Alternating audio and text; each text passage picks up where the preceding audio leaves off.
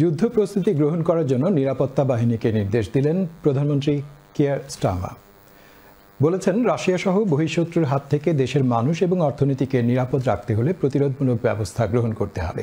Defence secretary জন হিলি বলেছেন, ভয়ঙ্কর হুমকির মুখে প্রবেশ করেছে ব্রিটেন, ফলে প্রতিরক্ষার জন্য নিতে হবে কঠোর প্রস্তুতি। এজন্য প্রতিরক্ষা ব্যয় পরিকল্পনাও তুলে ধরেন তিনি।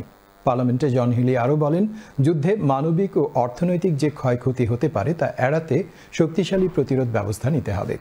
এদিকে এই খাতে জাতীয় আয়ের 2.5 থেকে 3% নিরাপত্তা ব্যয় কখন বরাদ্দ দেওয়া হবে সে বিষয়ে নির্দিষ্ট তারিখ জানাননি প্রধানমন্ত্রী Keir Starmer.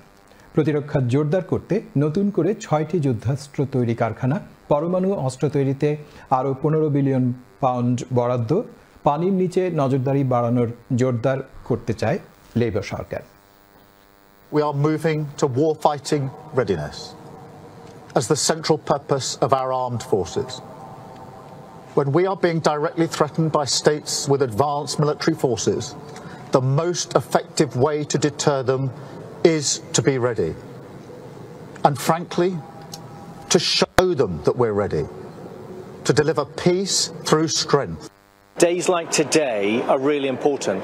They reflect the importance of defence for the whole nation. They reflect the ambition that is there in defence, and they reflect the certainty about good jobs in the future and a British defence that is getting stronger.